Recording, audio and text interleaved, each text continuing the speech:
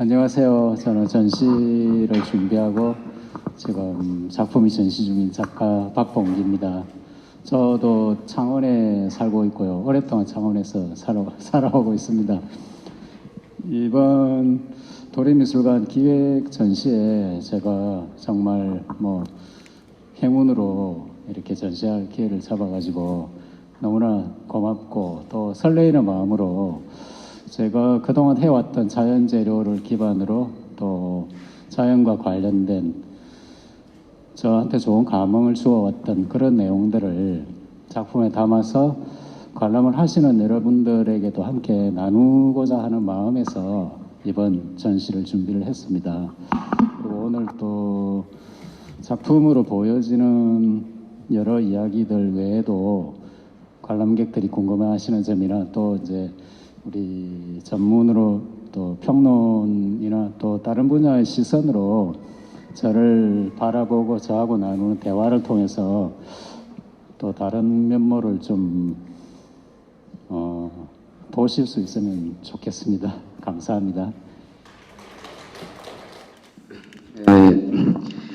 제가 지금 이제 이 자리가 무슨 세미나도 아니고 미술의 전문적인 얘기를 하고자 하는 그런 자리는 아닌 것 같아서 오히려 관객분들의 입장에서 지금 전시되고 있는 이런 작품들이 과연 아마 그러니까 요즘에는 그래도 일반 관객분들이 이런 거에 좀 상당히 많이 익숙해지긴 했지만 그래도 간혹 저게 미술 작품이야 라고 생각할 수 있는 그런 여지들이 굉장히 많이 있겠죠. 그래서 이제 기본적인 얘기로만 이제 쉽게 전달해서 정리를 해드린다면, 예를 들어서 이제 이런 경향의 작품들 우리가 자연 설치 미술 또 혹은 거기서 조금 더 들어가면은 생태 미술, 자연 미술, 무슨 환경 미술 이런 그 개념들 사용을 하게 됩니다. 근데 어쨌든 상당히 다른 부분이 있기 때문에 우리가 이런 작품들을 감상했을 때는 미술관에서 우리가 익히 보아왔던 이런 그 작품들하고 관점이 조금 달라야 될 거다 이런 생각에서 그냥 기본적인 얘기를 좀 드리는 겁니다. 그러니까 이런 거죠. 그러니까 설치미술이라는 개념이 나타나서 새로운 어떤 미술 작품이 이제 하나의 양식을 갖고 나타났을 적에는 아주 쉽게 얘기하자면 우리는 보통 액자에 걸려 있거나 이렇게 단위에 놓여 있는 아름다운 하나의 조형 작품으로서의 조각품 이렇게 이제 우리한테 익숙하게 생각을 하게 마련이 되겠죠. 근데 어떻게 보면 말입니다. 그것들은 다 상품이에요. 어쨌든 액자를 걸었든 어쨌든 그것은 하나의 장으로 놓이고 거래가 가능해집니다. 사실은 그때부터 출발을 한 거예요. 전시라는 거를 미술작품의 전시라고 하면 그럼 사실 그 시간이 미술사를 쭉 거쳐서 사실은 굉장히 짧습니다. 아주 짧은 시간 동안에 이루어졌고 아주 긴 오랜 시간 동안 미술작품은 그렇게 한 곳에 놓여서 누군가에게 감상을 하고 판매가 될 수 있는 이제 이렇게 지내온 시기가 얼마 안 된다는 거죠. 그래서 오히려 그 상품처럼 되어버린 미술에서 오히려 벗어나서 하나의 이야기를, 메시지를 전달하는 여러 가지 방법들을 동원하게 되는 과정에서 이제 말하자면 설치미술이라는 게 생기고, 그래서 그걸 뭐라고 얘기하게 되냐면은 어떤 신비성, 미술작품이 갖고 있는 어떤 신비성을 깨트리는 거죠. 왜냐하면 우리가 보통 얘기하는 아주 고급스러움과 신비로움이 그 미술작품에서 그걸 찾으려고 그런다는 말이죠. 근데 과연 그것이 무슨 의미일까? 그리고 이 세상에 어떤 이야기를 할 수 있는 것일까를 다시 되돌아보게 된다면은 조금 생각을 달리 해볼 수가 있는 거죠. 이제 그렇게 해서 설치미술이라는 하나의 그 장르가 만들어지고 또 하나 보게 되면 여기서 자연이라는 이제 말을 붙였는데 즉 안내를 좀 해드리기 위해서 약간 길게 얘기를 하는 겁니다. 박봉기 작가님의 작품은 대부분이 이렇게 실내에서 전시를 하지 않습니다.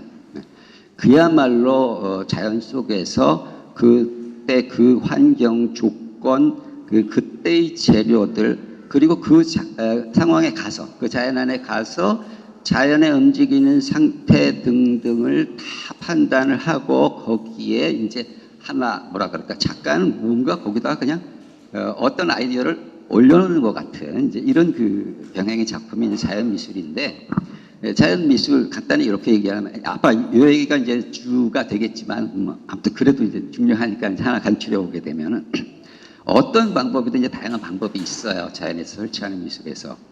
근데 이제 뭐 크게 봐서 어떤 차이가 있게 되냐면 이런 거죠. 아까도 예술 작품이라는 걸 생각을 했었는데, 실제로 그거는 어떻게 보면 자연과의 결별이에요. 그러니까 뭐냐면 우리나라의 이 세계의 어떤 세계관이 쭉 변해오는 과정에서 예술가가 작업실 안에서 자기의 상상력과 어떤 천재성을 끌어들여서 훌륭한 예술 작품을 만드는 그 출발점과 그런 상황들. 근데 이것도 오래 안 됐습니다. 거의 산업화하고 맞물려요. 그러니까 거의 19세기 들면서 이제 그런 경향이 생기고 표현 혹은 천재성 뭐 이런 것들이 이제 나타나게 되죠. 그러니까 그 얘기는 곧 무슨 얘기냐면 어려운 얘기긴 한데, 이 세상의 진리가 그 학문이든 예술이든 마찬가지. 이 세상의 진리라는 것이 예전까지는 자연 우주 안에 있다고 생각을 했었죠.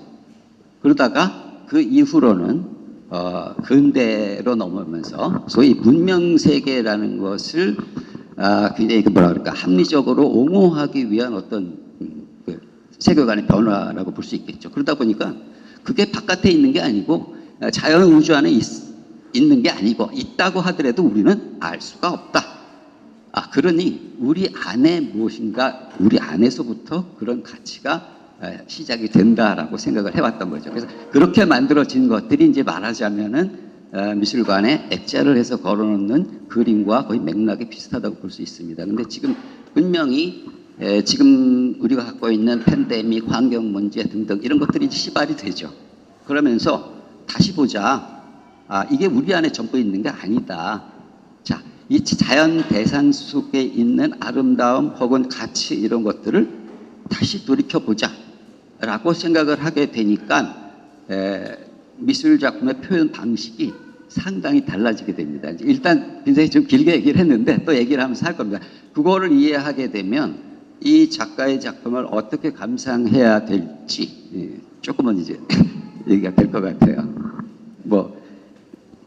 은비 선생님, 자, 그리고 이제 한마디 조금 덧붙이자면 이제 이 두 작가분이 이제 그런 작품들을 계속 우리나라에서 초기부터 해왔던 분들이고, 그다음에 저도 이제 그 이론가로서 이 자연 미술 뭐 등등에 이제 참여를 하고 이런 쪽 정리를 하고 그랬습니다. 그래서 사실 이 두 분하고는 어느 정도 많이 알아요. 근데 이제 우리끼리만 있으면 얘기가 재미없어질 것 같아요. 조금 젊고 또 그다음에 영상 이론을 하셨고 또 대학 때는 또 피아노를 전공하셨어요. 이런 분들이 있어서 새로운 시각에서 얘기를 하면 훨씬 재밌을 것 같다. 그래서 이제 한번 또 얘기를 이제 넘겨봅니다. 네, 들리시나요? 네. 네, 전달받은 조은비라고 합니다. 네. 저는 소개는 영상 이론이라고 했지만 그냥 너무 어렵게 생각하지 않고 작업을 봤을 때 두 가지 키워드가 떠올랐거든요. 첫 번째는 제가 항상 이렇게 책으로 배웠던 한국적인 공예의 조금 확대 연장선이라고 느껴졌어요. 그러니까 서로 이질적인 것들이 엮여 나가면서 만들어낸 조형미가 저는 생각보다 무척 뛰어났다고 생각했어요. 그러니까 누군가는 그걸 거칠다고 할 수 있겠지만 제가 봤을 땐 이건 상당히 세공을 아주 정성껏 했다는 느낌을 받았고, 그거는 이 전시를 준비하신 기획자분의 역량일 수도 있고 아니면 작가님께서 이 공간을 조금 파악하시는 시간이 좀 충분했지 않을까라는 생각도 합니다. 그리고 이제 두 번째는 맨 처음에는 제가 이제 영화를 공부했다 보니까 좀 뭔가 영화적인 것들을 생각하려고 했어요. 근데 이제 맨 처음에는 그래서 영화 미장센 이런 거를 생각하려고 했는데 오히려 저는 특히 저 안쪽에 전시실을 보면서 느끼는 게 영화보다는 오히려 연극에 가깝다. 연극 무대가 이제 구현된 것 같다. 그런데 우리가 보통 연극 무대라는 것은 배경으로서 존재하는 것인데 오히려 이제 박봉기 작가님의 이런 연극 무대적인 조형미는 그 조각들, 그 조형들 그 자체가 이미 배우로서도 존재한다고 느껴졌거든요. 그 이유가 이제 그 조형물 안에서도 스스로 발현하는 그런 빛들이 내재되어 있고, 그게 어떻게 보면 우리 인물 군상을 표현하는 것 같기도 하고, 그들이 이렇게 엮여 있는 모습이랄까, 그들이 이렇게 만났다가 헤어지고 같이 있기도 하고 좀 떨어지기도 하고, 이런 모든 것들이 너무 많은 은유가 있는 것 같아서 네, 그런 생각을 했습니다. 그래서 앞에서 이제 같이 활동하신 작가님, 그리고 박봉기 작가님의 작업을 정말 오랫동안 애정어리게 봐주신 평론가님 말씀과 더불어서 제가 느낀 거는, 제가 뭔가 책에서 막연하게 뭔가 한국적인 공예에서 항상 조금 충족되지 못했던 그런 애매한 지점들이 오히려 눈으로 구현된 게 아닌가라는 게, 그게 뭐 진짜 저희 뭐 할머니 댁에서 봤던 그런 소쿠리의 모양 같은 그런 엮임 같은 게 너무 정교했고, 우리가 생활 속의 기물들을 상당히 좀 아래로 보잖아요. 근데 오히려 우리 삶 속의 이 기물들에서 예술적인 그런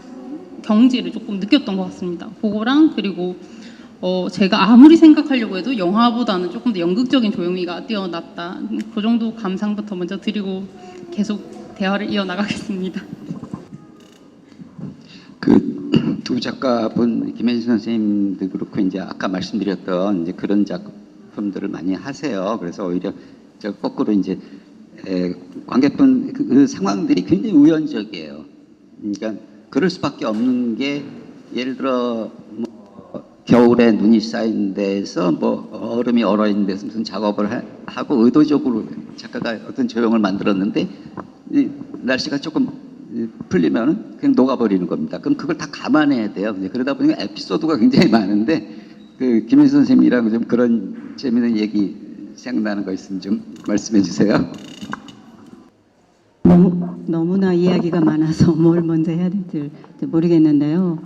그 2004년도 제일 기억에 나는 것은 2004년도에 그 비엔날레가 처음 시작되는 그 장군봉이라는 데서 이제 새로 장소를 형성을 해야 돼서 길도 내고 뭐 나무도 깎아내고 이런 상황이었는데, 이제 작가들이 거의 다 작업을 마무리할 때쯤 돼서 외국 작가 한 명이 나무가 필요하다. 그래서 이제 작가 몇 명하고 트럭을 끌고 박봉기 작가님 좀 보고 좀 가달라. 그래서 이제 같이 이제 떠났어요. 근데 돌아올 시간이 돼도 돌아오지 않는 거예요. 근데 그 나무를 사도 되는데 왜 굳이 뵈러 갔을까? 시간이 없어서 그랬던 것 같거든요. 근데 돌아오지 않는데 나중에 기다리다가 들리는 소리가 박 작가님이 나무에서 떨어졌대요. 그래서 상처를 크게 입고 병원에 실려갔다. 이제 그런 얘기를 들었죠. 그래서 이제 우리가 다 작가들이 작업을 멈추고 모여서 큰일 났네. 이거 처음 이런 겪는 일이라 이거 마음도 불안하고 또 박 작가님이 어떻게 될까 뭐 걱정하고 그러고 있었는데, 다 작가들이 마음이 편안한 거예요. 왜냐? 이게 박 작가님이 그 선함이 분명히 구원할 것이다, 그 작가를. 그리고 이제 저는 생각할 때, 박 작가님이 균형 감각이 뛰어나거든요. 어떨 때는 허공에서 줄을 타는 사람 같아요. 장인. 그 호흡을 잘 조절을 해서 들숨, 날숨을 잘 내뱉고 들이쉬고 해서 그 줄을 잘 타는 그런 사람 같다는 느낌이 들어서, 분명히 떨어질 때 어느 지점에서 그 평형 감각을 회복해서 사뿐히 떨어졌을 것이다. 비록 그러고 안도감이 드는 거예요. 그래서 이제 끝날 때쯤 돼서 이 작가가 입원했다는 소리를 듣고 수술이 잘 됐다 하는 소리를 듣고 다 헤어졌는데, 1년 후에 이제 그러니까 겨울에 만나서 보니까 상처가 여기서부터 여기까지 크게 났더라고요. 그래서 그때 상황을 그냥 짐작만 했죠. 뭐 박 작가는 뭐 이렇다 저렇다 말이 없어요. 그래서 이제 그런 이제 에피소드가 있었는데, 아마 박 작가님은 그 호흡의 대가라고 불러도 되지 않을까, 그런 에피소드가 하나 있었어요. 맞습니까? 네, 그때 좀 조심을 했어야 되는데 엄청 아프더라고. 저 작업도 막 하던 중간이었고, 또 그 독일 작가분도 나무가 필요하긴 한데 자기가 또 이제 사서 쓰는 것보다 다니면서 이제 보신 나무가 있는가 봐요. 그걸 좀 잘라와야 되는데 나무가 선체로 이제 말라 죽은 나무였기 때문에 이게 그냥 잘라오기는 쉽지가 않았거든요. 그래서 저하고 다른 분들하고 같이 가서 이제 나무를 자르는 작업이었는데 뭐 좀 제가 서투르게 했었는가 봐요. 자르다가 이제 떨어져가지고 좀 찢어지고 그래서 여러 가지 작가들은 저도 이제 몸을 사실 제 도구처럼 많이 써야 되는 뭐 평생 이제 그렇게 그런 노역의 과정이 늘 제 작업에 필요로 하기 때문에 조절하고 또 다치지 않으려고 당연히 늘 이제 생각을 하죠. 그러다 다치면 이제 낭패감이 커요. 이게 내가 이제 마음대로 뭘 당분간 하지 못하겠구나 그런 생각도 들었고 그때 가야 되는 거는 이제 제가 안 가면 안 되겠다는 이상한 생각이 들어가지고 가게 됐었습니다. 예, 그때 얘기를 좀 같이 나눴습니다. 예, 제가 사회자가 아닌데 저 어떻게 지금 마이크를 잡으셔야 되는데 마이크가 없어갖고 그냥 사회 비슷하게 해야 될 것 같아요. 그러니까 지금 말씀하신 것들이 바로 실제로 이제 자연에서 작업을 할 때 이루어지는 어떤 그런 모습들이라는 걸 이제 단편적으로 이제 볼 수가 있죠. 그래서 그런데 이번 이 기획 두 번의 산책 이 기획은 그야말로 미술관이라는 공간에서 그러니까 아까 제가 얘기했듯이 우리가 익숙하게 보았던 그런 미술 작품을 대체로 전시하는 이런 공간에서 박봉기 작가의 작품을 이제 전시를 하게 된 거죠. 그래서 아마 굉장히 그 여러 측면에서 작가는 곤혹스럽기도 하고 또 여러 가지 고민도 많이 되고 그래서 이 공간이라는 곳에서 어떤 전략을 짜야 될지 뭐 이런 생각들이 많았을 것 같아요. 그래서 그런 지점에서 한번 질문을 드려볼게요. 한번 시작했을 때 어떤 생각들이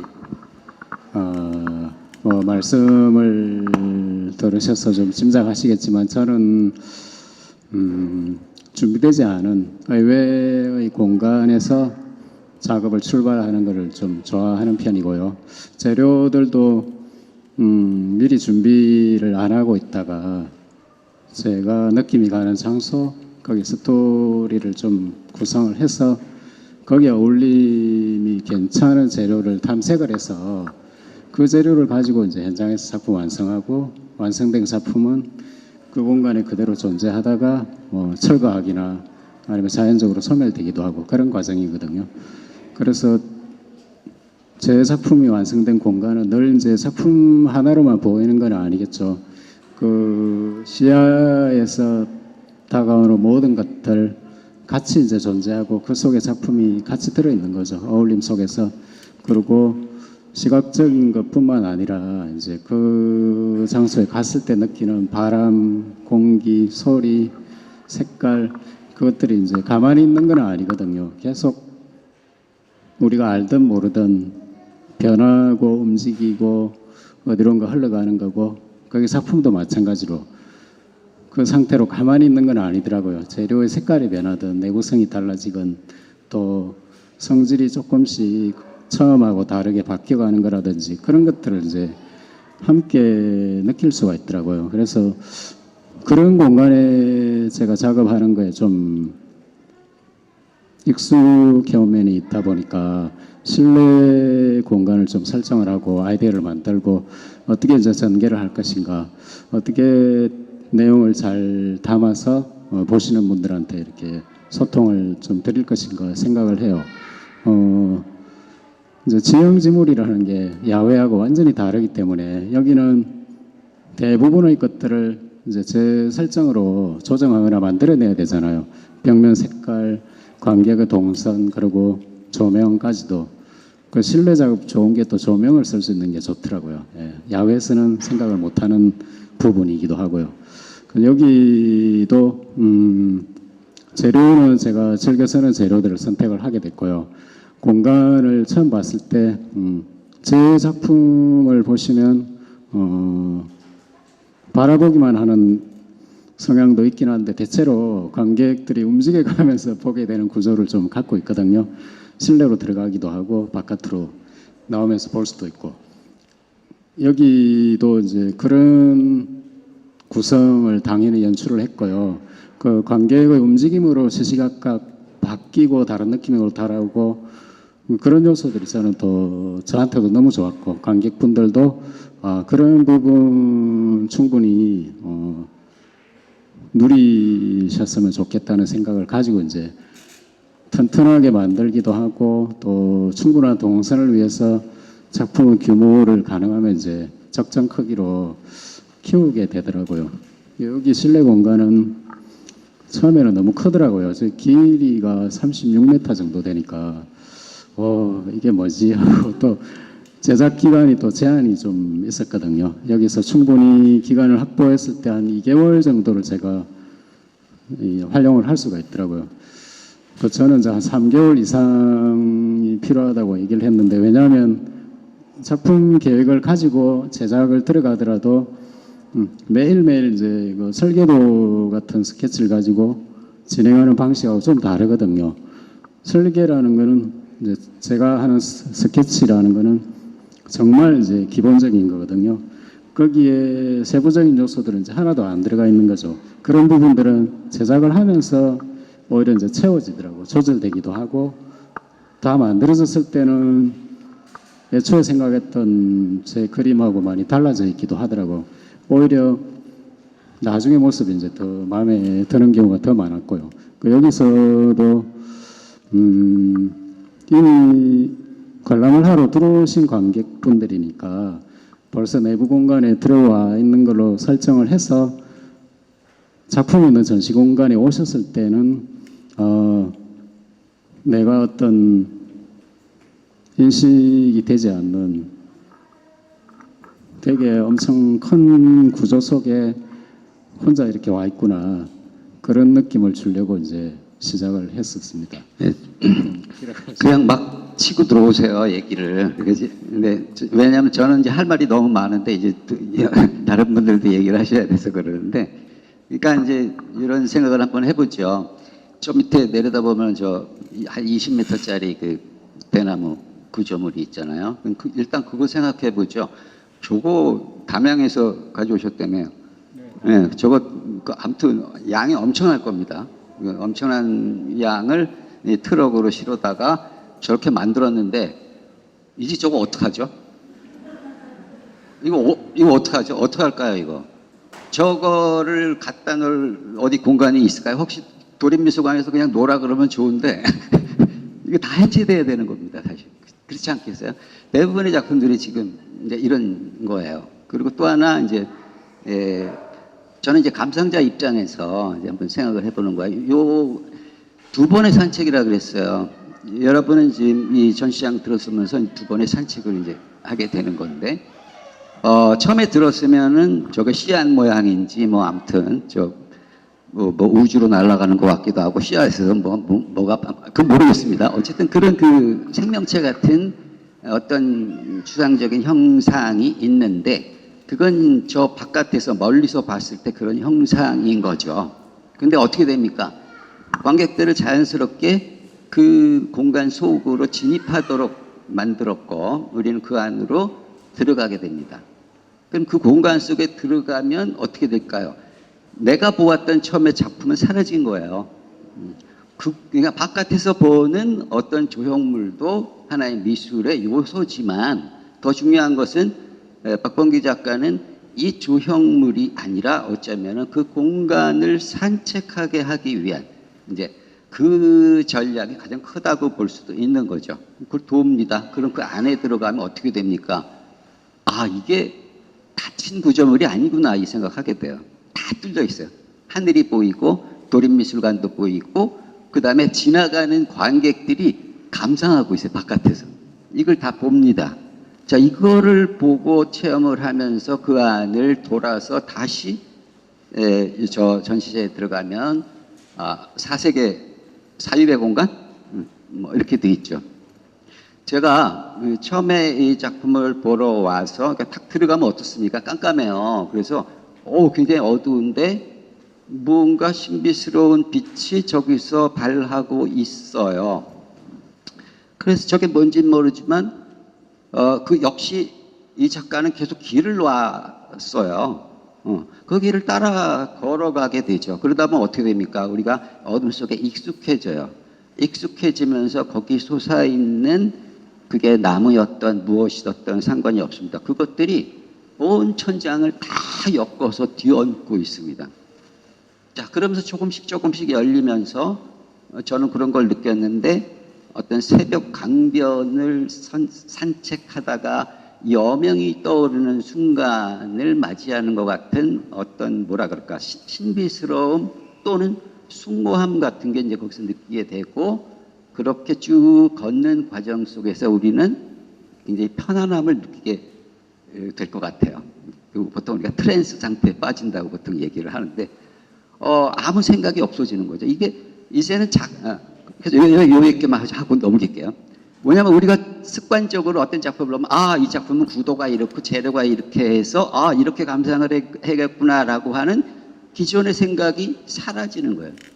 그러니까 기존의 생각에 의한 작품은 없는 거예요. 그 순간에. 자, 그거니까 그게 뭐냐면 호흡 혹은 체험, 같이 소통하는 이제 이런 방법들, 그 과정, 그 프로세스가 이러한 박봉기 작가의 작품의 어떤 그 관점이기 시각이기 때문에 우리도 감상을 하면서 이제 그런 느낌, 뭐 이런 그 사고의 약간 전환을 꾀한다면 그냥 아름다운 조형물이 반드시 미술 작품이라는 그런 관점을 떠나서 뭐라 그럴까요?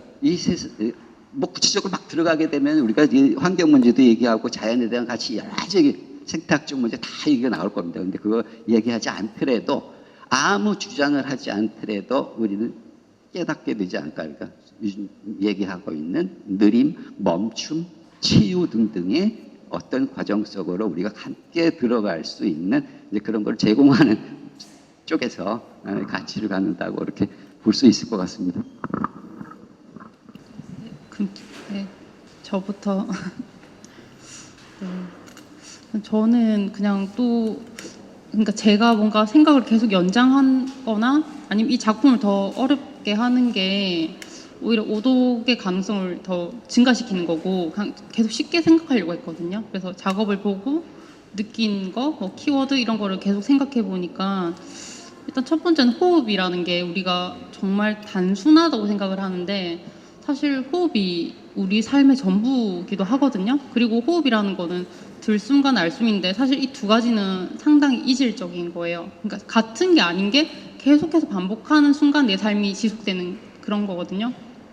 근데 이제 저 안쪽에 전시실에 보면 맨 처음엔 이게 상당히 멋진 연극 무대 같다라고 생각을 하겠지만 조금 애정을 가지고 조금 시간을 두고 보다 보면 그 안에 이제 그 빛 전구 이런 거 쓰임은 상당히 거칠고 투박하거든요. 그러니까 전체적인 마감은 아주 매끄럽지만 그거를 일부러 했다고 저는 생각을 했어요. 그러니까 두 가지 다른 것들, 그러니까 빛나는 존재와 거기 원래 있었던 존재의 대비를 강조하기 위해서. 그러니까 작가님 항상 말씀하시는 은폐된 것과 그리고 비은폐된 것들 계속 반복해서 보여주기 위해서는 이질감을 강조할 수밖에 없었고, 그래서 오히려 이제 기존의 다른 설치 작업에서는 좀 완벽한 마감새, 뭐 매끄러움, 전체 하나로 유기체적인 통일감 같은 게 중요하다면 오히려 이제 박봉기 작가님의 작업은 서로 다른 게 계속해서 반복함으로써 내 생각을 계속 나를 움직이게 한다는 거죠. 그러니까 저 잘라서 막 얘기할게요.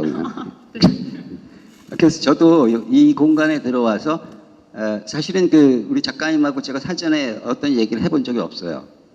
저는 이제 혼자서 여기 왔다 갔고 그때 이제 우리 박 작가님은 이제 터키에 전시하러 쭉 가 계셔갖고 제가 만날 수가 없었습니다. 어쨌든 여기 전시장을 들어오면서 아주 뭐라 그럴까 상식적인 관점에서 의문을 하나 가졌어요. 뭐냐면 저기에 뻗어 올라간 나무 줄기 같은 것들이 크기가 거의 일정하게, 물론 약간의 동선을 갖고 있지만 거의 일정한 크기와 형상을 갖고 반복이 되고 있는 거예요. 그러면 이게 보통 미술 작품에서 비상식적이라고 얘기하면 어떤 작가들은 어떻게 하겠습니까? 어느 부분은 굉장히 강조해서 시선을 끌게 만들고 어느 부분은 약하게 만들어서 전체적인 하나의 조형을 만들려고 노력을 할 거예요. 그러니까 우리가 알고 있는 미술의 조형입니다, 그게. 근데 이 작가는 오히려 또 거의 비슷한 기둥들의 반복되는 리듬을 계속 표현했어요. 그래서 제가 처음에 그렇게 생각을 하다가 그 안을 저도 산책하면서 바로 와닿게 됐어요. 아, 그렇구나. 자, 무엇을 강조해서 내 이야기를 크게 얘기하려는 게 아니라 똑같은 반복, 이 숨의 반복을 통해서 체험을 하도록 같이 이걸 유도한 부분이라고 볼 수 있을 것 같아요. 말 길어지지만 하나만 또 할게요. 근데 이제 이 얘기를 이제 아주 어떤 중요한 얘기라고 볼 수도 있는데, 숨이라고 아까 얘기했는데, 우리는 숨을 내 마음대로 물론 잠깐 이렇지만 피돌림, 숨 이런 거는 내 의지대로 되는 게 아니잖아요. 계속 내 안에서 반복되고 있습니다. 자, 이거를 뭐라 그러냐? 이게 바로 자연이에요. 그러니까 우리가 보통 뭐 좀 가리키는 듯이 제가 얘기하는 것 같아서 죄송한데요. 자연이라 그러면 풀과 나무, 강물 이런 거가 아니라 포괄적으로 보았을 때 스스로 그러하게 계속 움직이고 있는 저 세계들, 우리가 자연이라고 하죠. 그럼 내가 숨결, 박동, 피돌림, 이거 자연입니다. 그러니까 결국은 우리 몸 자체 안에서 자연의 움직임을 갖고 있는 거죠. 그래서 소위 자연미술가라고 하는 작가들이 일치하고 싶어 하는 것은 외부의 자연의 어떤 대상적 현상만을 끌어들이려는 것이 아니라 그 자연이 갖고 있는 리듬, 생명감 이런 것들을 나와 일치시키는 어떤 작업, 뭐 이런 데서 볼 수 있을 것 같아요. 하나만 더 얘기하죠. 사실은 굉장히 우리가 잘못 알고 있는 것 중에 하나가 있는데, 자연의 반대말이 뭘까요? 자연의 반대말이 뭘까요? 물론 이제 어떤 철학적 개념이에요. 이건 분명히 철학적 개념이에요. 자연의 반대말이 뭘까요? 자, 그러니까 이거는 정확히 얘기해서 엠마뉴엘 칸트라고 하는 사람의 개념이에요. 철학적 개념입니다. 자연의 반대말은 자유예요. 정확히 얘기하면 자유의지라고 합니다. 그러니까 내가, 인간이 나의 의지대로, 그리고 그 모든 원인을 나에게 돌리는 게 자유입니다. 책임까지도 모두 내가 갖고 있어서 내가 그것을 하려고 하는 어떤 지향적인 의지를 자유라고 얘기하죠. 자연은 그렇지가 않은 거예요. 그 반대입니다. 내가 움직일 수 없는 이 온 우주 세계의 하나의 순환되는 법칙을 자연이라고 하는 겁니다. 개념적으로 봐서. 그랬을 때 바로 이게 말하자면 근대에 들어서 우리가 이성이라는 걸 갖고 이 세계를 더 나은 세계로 구성하게 나겠다라는 생각에 의해서 문명을 싹 트게 만드는데 가장 크게 기여한 게 자유의지지. 자, 우리는 할 수 있다. 우리 안에 그런 능력이 있다. 라고 생각을 하죠. 근데 문제는 그렇게 해서 우리가 문명을 발전시켰는데 결국 결과적으로 그것이 과연 전적으로 우리가 믿을 만한 것인가에 대한 이제 회의감과 반성이 이 세상에서 이제 들게 되는 거죠. 근데 더 이상 얘기하지 않아도 이 코로나 팬데믹 상황이 그렇습니다. 그래서 끼어들게요. 네. 빠져드는데요, 선생님 말씀. 근데 제가 여기 이제 박 작가님 작품을 보러 내려오면서 과연 30년 동안 야외에서 작업했던 작가의 작품이 실내에 더군다나 제도권 미술관 안으로 들어왔을 때 어떻게 관람을 할 수 있을까? 내가 이제 상식적으로 좀 걱정을 하고 왔었어요. 근데 전시장에 들어오니까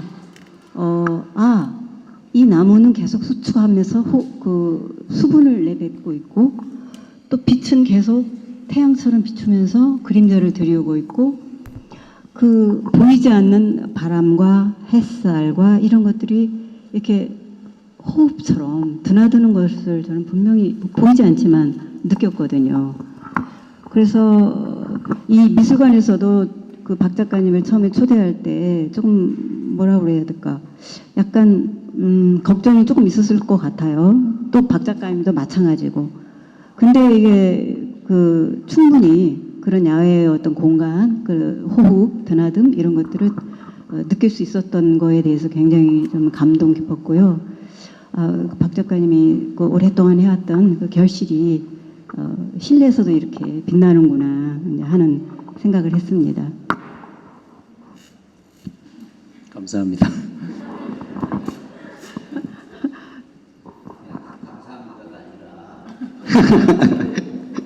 작품에 대해서 얘기를 해야죠. 저도 살아오면서 제게 즐겁거나 아니면 참 감동받았거나 아니면 따뜻한 위로를 받거나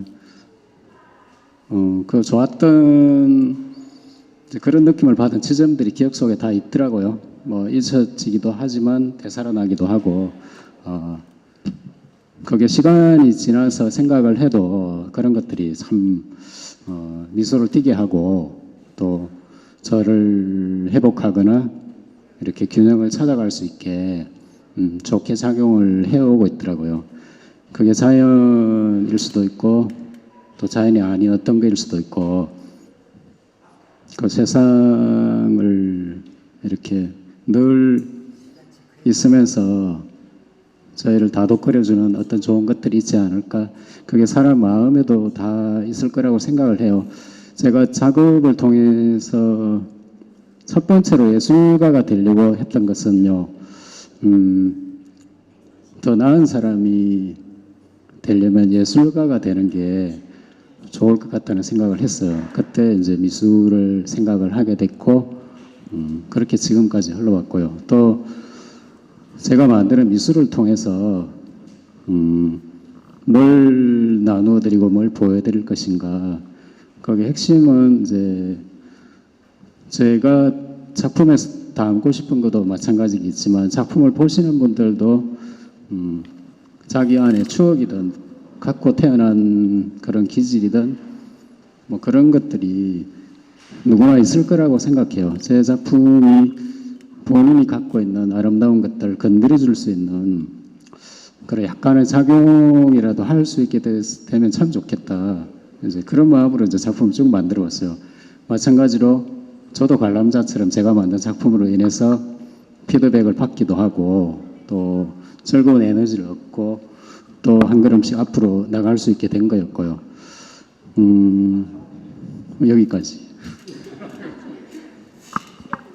아니 뭐냐면요, 조은비 선생님은 이제 그 저보다 연배가 상당히 어립니다.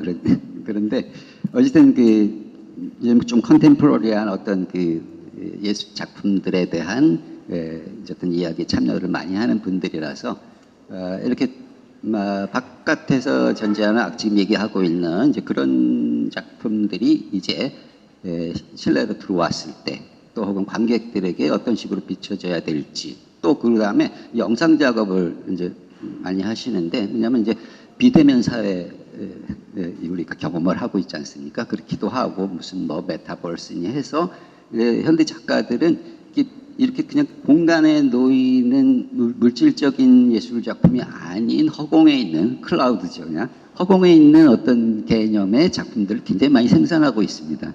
뭐 그런 관점에서 떠오르거나 말씀 없으세요? 저는 주로 이렇게 특히 영상 작품 보면 몽타주라던가 뭐 편집점이라던가 이런 걸 많이 생각을 하는데 이 전시는 몽타주가 불가능하다라는 생각을 했어요. 한 호흡이기 때문에 그런 생각을 했고 근데 이제 제가 좀 약간 모호했던 그런 단어들이 아까 선생님께서 말씀해 주신 대로 두 번의 산책이라는 게 처음에는 내가 자연과 산책한 거고 두 번째는 자유를 만나서 한 번 더 내 삶을 산책해봤다 이런 얘기가 됐던 것 같고 그래서 이전에는 뭔가 불가능하다는 것이 부정적이었거든요. 그러니까 제가 배운 이론으로는 몽타주화되지 않는 예술 작품이라는 게 제가 쓰는 글로는 온전하지 못할 수도 있겠지만 처음으로 몽타주 되지 않는 예술 작품을 보고도 불가능 속에서도 좀 긍정적인 많은 좀 아이디어를 얻은 것 같고 사실 뭐 계속 저한테 물어보실 것 같아서 미리 이게 선을 긋자면 이미 와서 선생님 말씀 들은 것만 해도 이미 너무 영광이고 계속해서 보고 싶습니다. 제가 제일 궁금했던 거는 아까 전에 저희가 사전에 만났을 때 선생님께서 그 노 작업에 대해서 말씀해 주실 게 있다 해서 그게 궁금하거든요. 그것도 한번 듣고 싶습니다. 그 박봉기 작가님 작품 중에서 제가 제일 좋아하는 작품이 있는데 그게 저기 사진 액자에 들어있는 그 미처 빠져나가지 못한 물이 고여서 얼었어요. 얼었는데 그 가운데 부분이 마치 보트 모양으로 녹아 있는데 박 작가님이 그 나무를 노처럼 이렇게 한 양쪽으로 8개 정도 놓은 아주 간단하고 심플하지만 매우 시적인 그런 작품인데 제가 이제 이번에 내려오면서 한 번 더 봤더니 그 작품 설명이 기가 막힌 거예요. 깜짝 놀랐어요. 그때는 그거를 내가 안 읽었나? 그래서 그거를 한번 들려주고 싶어요. 적어왔어요. 이제 마지막 부분에 승선요령 마음 보따리를 끌러서 소중한 것 하나 실어주시면 겨울배는 그곳으로 출발합니다. 어려운 일도 아니죠. 이렇게 돼 있어요. 그래서 저는 궁금해요. 그곳이 어딘가요? 저도 몰라요. 다 제각각일 것 같아요. 사람들의 마음속에 있는 곳이니까. 저 김혜신 선생님이 그 작품 얘기를 하셨는데 저랑 같이 느꼈었어요. 제가 그 이번에 이제 도록 때문에 박봉기 작가 이제 뭐 작가를 오늘 좀 쓰고 있는 상황인데 저도 가장 그 떠오르는 게 그 움직이는 거울이라고 이제 제목이 달아 있습니다. 그러니까 그 경기도 이제 가평 쪽에 자라섬이라고 있는데 거기 얼음이 이제 강변에 얼어 있고 얼음 눈이 있고 자연스럽게 그 가운데 부분이 이제 공간이 되니까 이제 녹은 거 아니겠어요? 녹으면서 배 모양을 형성한 거예요. 그러니까 이 작가는 그걸 딱 보고 아까 말씀드렸듯이 노만 쭉 갖다 놨어요. 자, 건드린 게 없어요. 작가는 건드린 게 없는데 그것이 배였던 무엇이었던 거기는 물이 돼서 온 자연을 다 반사하고 있어요. 그러니까 거울이 된 거죠. 자, 우리가 그 작품 주변을 이렇게 움직이면은 거기에 있는 배가 비로소 이제 무리를 떠가기 시작하고 그 떠가는 그 위에 그 자연의 모습들이 다 반영이 돼 있어요. 그래서 뭐라 그럴까? 거기서 저는 이제 뭐 이런 생각을 해봤는데 실제로 배는 존재하지 않죠. 근데 아주 재밌게도 그때 다시 제가 도록을 펼쳐보니까 그때 기획을 제가 했어요. 그 전시회 기획을. 근데 그때 그 기획의 그 제목을 섬 감축이 드러내기 있게 하기 이렇게 제가 정했어요. 그때 마침 그리고 이제 그 제목으로 이제 책을 쓰기도 했는데 그러니까 이제 그 얘기는 뭘 얘기하는 거냐면 굉장히 아주 그 절묘하게 그 작품하고 맞았다고 저는 생각을 해서 이제 말씀을 드리는 게 이 감축이라고 쓴 것은 무슨 뜻이냐면 요 대목 중요합니다. 왜냐하면 박 작가가 이런 얘기를 굉장히 많이 담고 있기 때문인데 감축이라는 건 뭘 의미하고 얘기한 거냐면 우리는 자연을 보면서 자연의 그 엄청난 자연 사실 우리는 한 번도 자연 전체를 본 사람은 없습니다. 어느 자연의 부분만은 늘 보죠. 그러면서 자연에는 무엇이 담겨 있긴 할 텐데 자연은 왜 우리에게 그것을 보여주지 않을까라는 생각을 합니다. 그래서 자연은 은폐되었다라고 이렇게 얘기를 해요. 감추었다라고 생각을 하는 순간 어떻게 되겠습니까? 예, 인간은 학문을 통하든 어떤 문명적인 과학을 통하든 예술을 통하든 그걸 드러내려고 합니다. 그런데 드러내려고 하는 순간에 자연은 더욱더 자기를 감춰요. 근데 어느 때 그것이 우리에게 말을 건네게 되느냐? 그냥 그대로 있게 하게 될 때. 비은폐, 탈은폐라고 이제 그것도 하이데거 영어로 이제 하게 되는데, 그러니까 이 탈은폐를 해서 있는 그대로 바라보게 하는 그 상황에서 자연은 온전하게 우리에게 얘기를 건넨다. 뭐 어려운 얘기 좀 어려운가요? 근데 그런 비은폐의 부분이 박봉기 작가 작품에서 굉장히 많이 중요한 요소로 드러난다고 생각을 해서 말씀드린 겁니다. 뭐 그렇게 생각하세요? 아니요. 아니, 대답을 하세요. 제가 그 말씀하고 계신 그 작품은 이제 여기 사전시 안에 사진으로 전시가 돼 있거든요. 발견된 장소였죠. 겨울이었고 추우니까 이제 물들이 얼기도 하고 가운데는 물이 이제 소용돌이를 돌면서 얼지 않은 부분이 물 움직임이 이제 표면에 보이더라고요. 거기 이제 좀 멈춰서서 머리를 좀 굴리면서 뭘 만들어 볼까 우선 느낌이 가는 장소였으니까 저기에 나를 통해서 뭔가 좀 드러내려고 하는 스토리가 있는 건가 뭐 이렇게 상상을 하면서 아이디어를 만들게 됐고요. 제가 만든 것을 제가 생각했던 내용은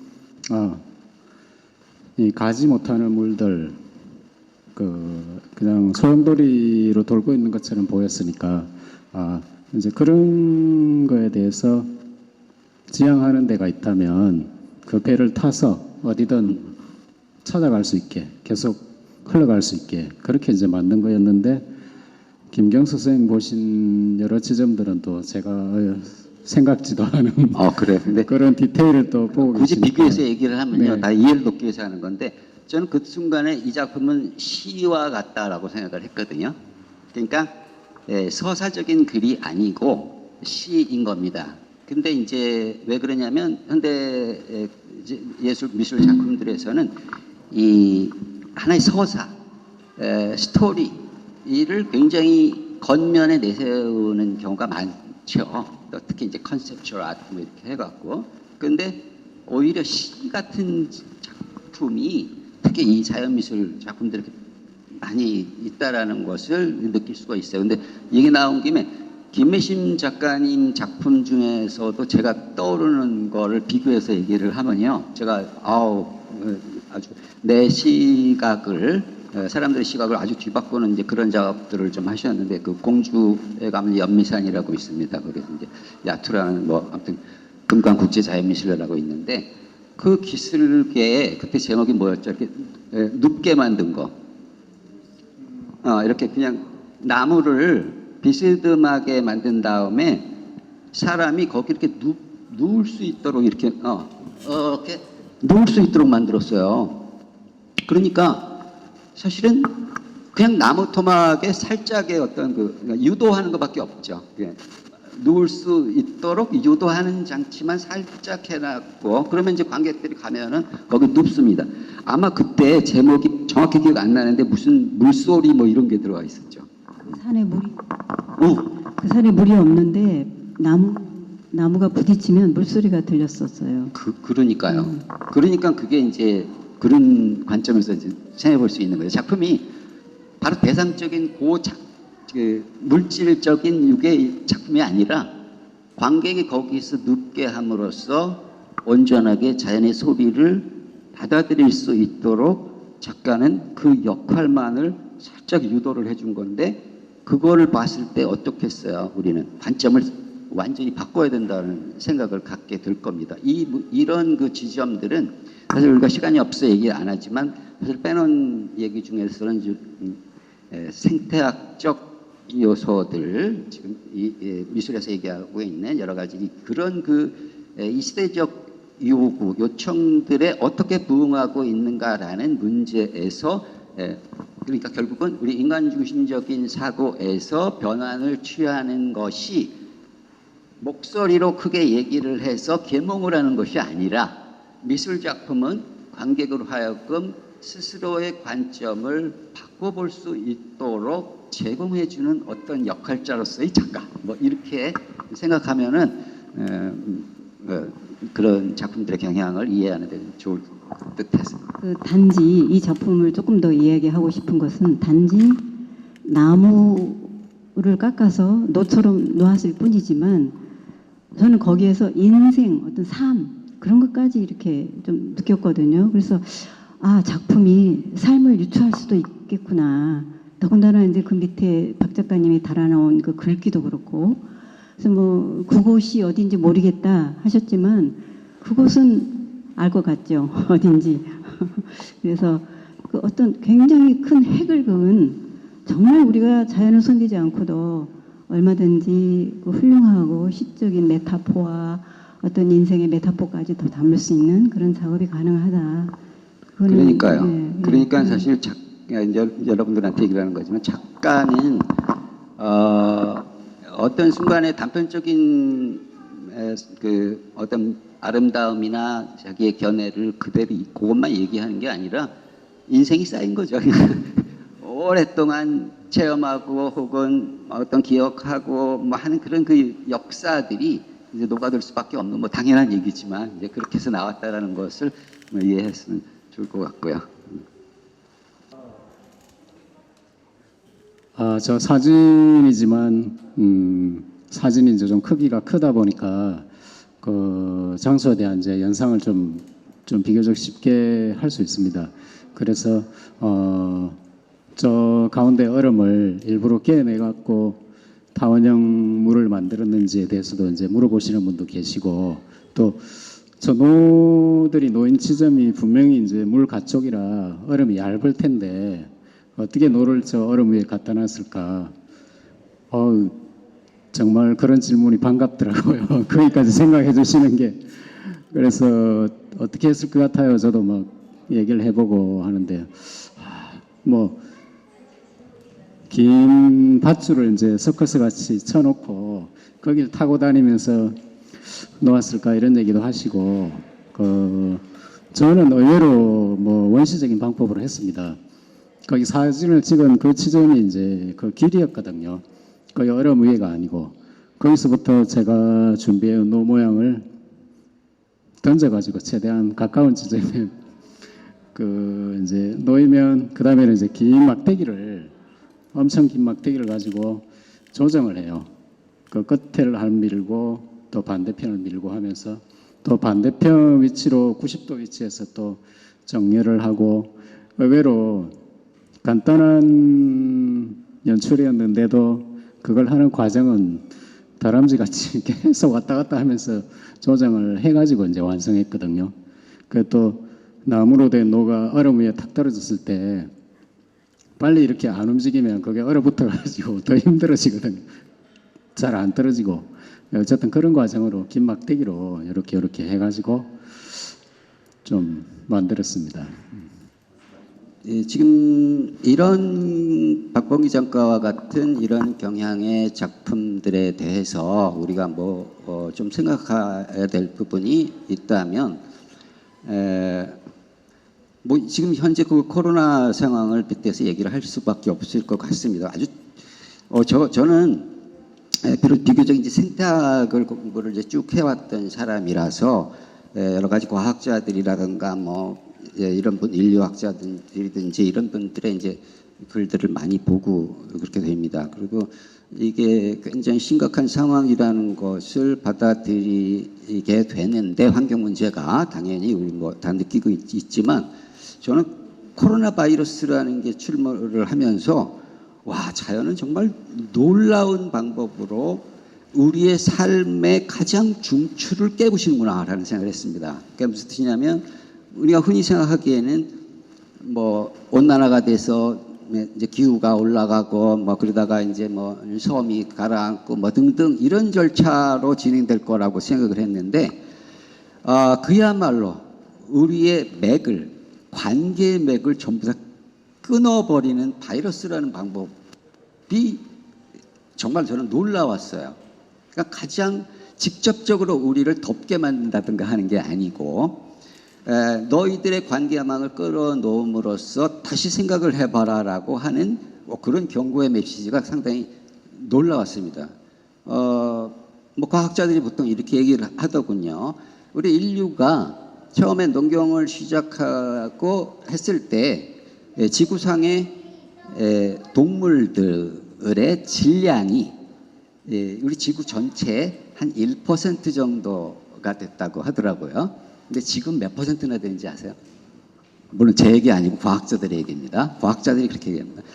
최소 인간을 포함한 가축의 질량이 지구 전체 동물의 최소 95% 이상 99%까지 간다 그럽니다. 한번 생각해 보세요. 벌, 개미 이런 것들은 질량이 굉장히 작아요. 큰 동물들 얼마나 있어요? 95% 이상을 차지하고 있습니다. 그러면 바이러스라는 건 알고 있잖아요. 바이러스는 기생을 해서 자기 생명을 이어가게 되니까 그거는 동물에게 들어올 수밖에 없죠. 당연한 문제는 95%가 인간과 그 가축들이라고 한다면 당연히 바이러스는 생존을 위해서 우리 몸에 들어올 수밖에 없는 자명한 이치입니다. 자, 이렇게 구조가 돌아가고 있는 이제 그런 상황이 된 거죠. 그러다 보니까 그리고 또 하나, 바이러스는 여태까지 생명체라고 얘기를 안 해요. 왜 그런지 알죠? 생명체라고 얘기할 때 그 개념은 스스로 자가 증식을 할 수 있어야 된대요. 근데 얘는 스스로 자가 증식을 못하고 기생을 해야 됩니다. 그래서 그렇게 생각을 했는데 이게 얼마나 오만한 얘기인가를 또 어느 그 학자가 나와서 하는 걸 들었습니다. 왜? 우리 인간 혼자 할 수 없잖아요. 이것도 온 이 지구상의 모든 거에 다 기대서 삽니다. 바이러스도 마찬가지예요. 우리는 모두 다 기대서 살고 있는 걸 본다면 그게 생명체, 누가 완벽한 개체 존재가 없다라는 거죠. 자, 이 얘기를 한 이유는 그렇기 때문에 우리의 생활 존재 방식을 바꾸어야 한다라는 다양한 노력들이 각계각층에서 일어나게 되고, 그래서 미술 작품이라는 것도 단지 아름다운 조형물이라는 생각을 넘어서야 될 어떤 심각성을 견지하면서 이런 미술의 경향도 나타나고 있다라는 것을 같이 이제 받아들여 줬으면 하는 뭐 그런 얘기를 하면서 관객들이 좀 질문을 많이 해주셔야 될 것 같은데 그냥 편하게 궁금한 점들이 있으면 특히 작가님한테. 네. 질문 드리고 싶습니다. 저는 서울에 있다가 이제 고향으로 창원으로 돌아와가지고 최근에 여기 경남 도립미술관 자주 방문하고 있는데, 제 고향인 창원에 되게 이렇게 수준 높은 전시와 행사를 주기적으로 만들어주는 공간이 있어서 참 감사하다는 생각을 하면서 지내고 있거든요. 작가님의 전시를 보다 보니까 되게 따뜻한 시선이 담겨 있다라는 개인적인 감상을 가졌는데, 오늘 이제 말씀을 들어보니까 더 그렇다고 느끼게 되었습니다.